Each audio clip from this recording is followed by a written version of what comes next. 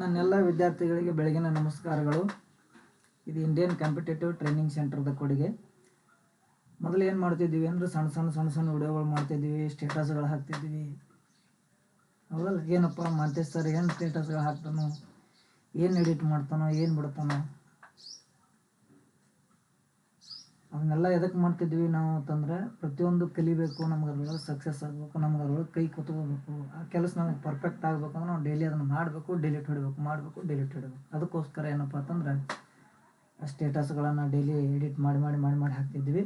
ಆ ಎಲ್ಲ ಸ್ಟೇಟಸ್ಗಳನ್ನು ನೋಡಿರ್ತಕ್ಕಂಥ ನನ್ನೆಲ್ಲ ಸ್ಟೂಡೆಂಟ್ಗಳಿಗೆ, ನನ್ನ ಫಾಲೋವರ್ಸ್ಗಳಿಗೆ ಹಾಗೂ ನನ್ನ ಗೆಳೆಯರಿಗೆ ಅನಂತ ಧನ್ಯವಾದಗಳನ್ನು ಸಲ್ಲಿಸ್ತಾ ಇದ್ದೇನೆ.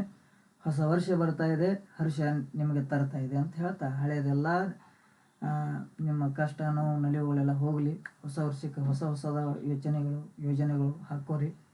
ಚೆನ್ನಾಗಿ ಓದ್ಲಿಕ್ಕೆ ಒಂದು ಟೈಮ್ ಟೇಬಲ್ ಹಾಕೋರಿ. ಹಿಂದಿನೆಲ್ಲ ಕೆಟ್ಟ ಕೆಲಸಗಳನ್ನು ಮರೆತು ಒಳ್ಳೆಯ ಒಂದು ಏನಂತಾರಲ್ಲ, ಹವ್ಯಾಸ ಬದಲಿಸಿದರೆ ಹಣೆ ಬರನೇ ಬದಲಾದಿತ್ತು ಅಂದಂಗೆ ನಿಮ್ದೆಲ್ಲರ ಬದುಕು ಉಜ್ವಲ ಆಗ್ತದೆ. ಅದಕ್ಕೆ ನಾವು ಇಲ್ಲಿ ತನಕ ಏನಪ್ಪ ಅಂತಂದ್ರೆ ಕಷ್ಟಪಟ್ಕೋತ ಬಂದೀವಿ.